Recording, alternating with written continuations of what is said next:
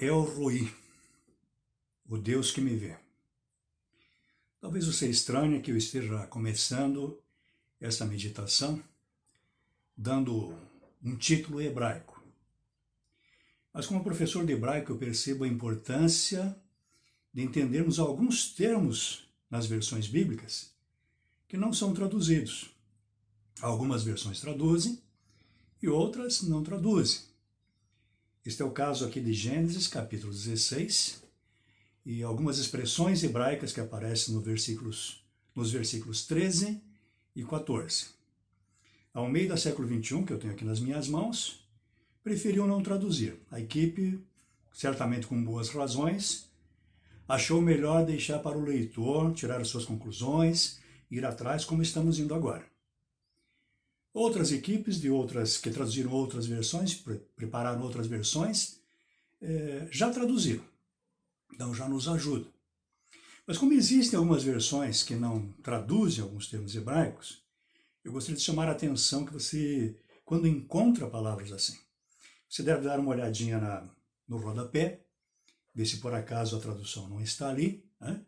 Ou procurar em dicionários de nomes bíblicos, procurar em comentários bíblicos, porque a Bíblia não é só para ser lida, a Bíblia é para ser compreendida. E aqui nós temos o termo El Roi, e século XXI não traduz.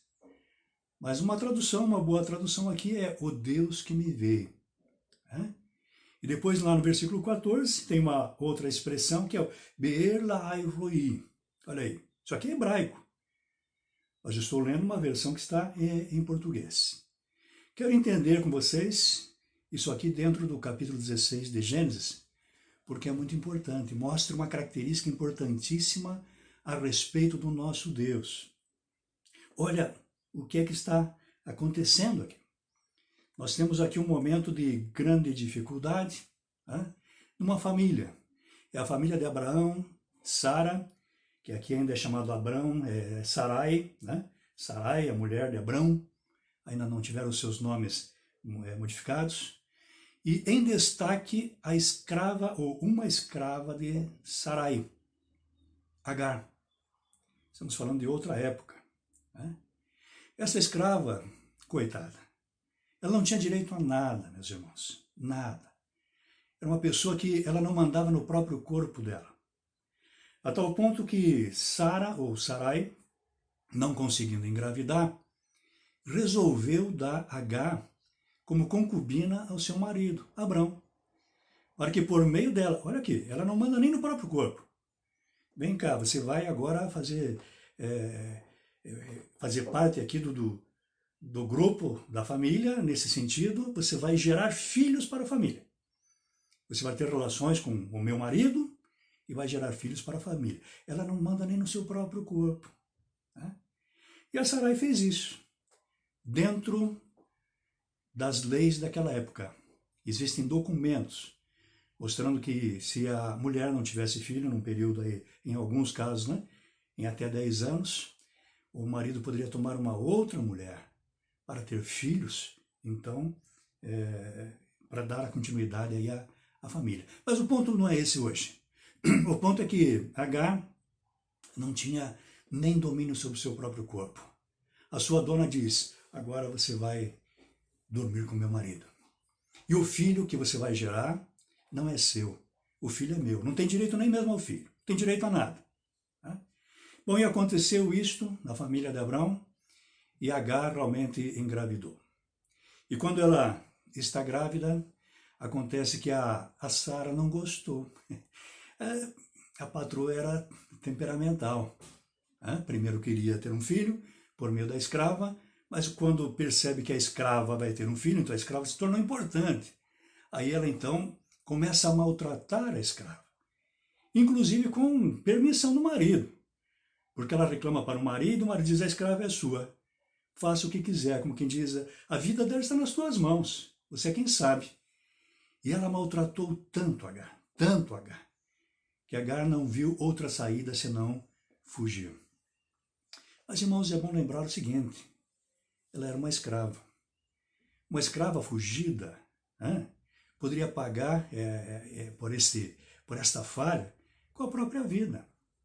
E é nesta fuga que ela tem um encontro com Deus, por meio de uma visão, em um lugar aqui ao lado de um poço. O anjo do Senhor aparece para ela em uma visão e a conforta, a orienta de forma correta, faz promessas maravilhosas para Agar. E é aqui, então, que Agar vai usar esse termo, El-Roi. Porque Agar era, vamos dizer assim, invisível aos olhos dos demais. Ela não tinha direito ao seu corpo. Ela não tinha direito nem à sua própria vida. A vontade dela não era a vontade dela. A vontade dela era, na verdade, a vontade da patroa, da dona. Né? E esta pessoa tão deixada de lado pela sociedade da época, esta pessoa descobriu, nesse determinado momento de angústia, de aflição, que Deus é El-Roi, o Deus que me vê. Certamente você já viu, ou já ouviu de forma zombeteira alguém dizer, brincando, né, dizer, Deus está vendo. E aqui realmente é isso que mostra, Deus está vendo. E não é para ficarmos aí apavorados, nossa, Deus está vendo. Não, eu estou falando com pessoas que creem em Deus, creio eu. Nós que cremos em Deus, que esperamos em Deus, devemos nos alegrar por isso. Deus está vendo. Talvez ninguém mais, talvez você seja apenas um número no meio da multidão. É um CPF, como alguns estão usando hoje em dia, quando a pessoa morre, zombeteiramente também dizem, o CPF foi cancelado. Talvez sejamos só um CPF, pois Deus conhece não só o seu CPF. Deus conhece você, conhece as suas aflições. É isso que nós vemos aqui. Então a Agar teve um encontro aqui com Deus e ela fez esta declaração maravilhosa. Deus prometeu boas coisas para ela, Deus prometeu um filho para ela, diz lá no versículo 11, né? O anjo do Senhor disse-lhe ainda, estás grávida e terás um filho, a quem chamará Ismael, ou Ishmael, no hebraico Ishmael. Pois o Senhor ouviu a tua aflição. E aqui também tem um jogo de palavras. Ismael, bem, Ishmael, chamar, a raiz chamar. E a palavra ouvir, que vem depois, ouviu, é chamar. Então, Ismael, porque Deus chamar, porque Deus ouviu. Ouviu o quê? A tua aflição.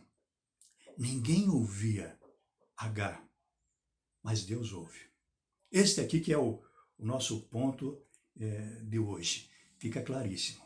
E ela então, quando percebeu esta maravilha, ela vai dizer, ela vai dar um nome a Deus, ou um título a Deus, que falava com ela. E ela chamou então El-Roi. Aí a século XXI explica, pois disse, não vi eu Deus, não vi eu neste lugar aquele que me vê? E foi tão marcante esta experiência com Agar. Agar vai dar um filho a Abraão, este filho vai ser famosíssimo, né? Agar então vai ser abençoada por Deus mais adiante, e é tão interessante que até o lugar onde aconteceu isso ficou marcado. Isso foi próximo a um poço, e aquele poço passou a se chamar Beer Lahai Roi. Opa, que é isso? Isso aqui também é hebraico. E está na versão em português, Almeida século XXI. Beer Lahai Roi, que significa o poço daquele que vive e me vê. Olha só, que maravilha. Deus não apenas me vê, Deus é vivo, é o único Deus verdadeiro.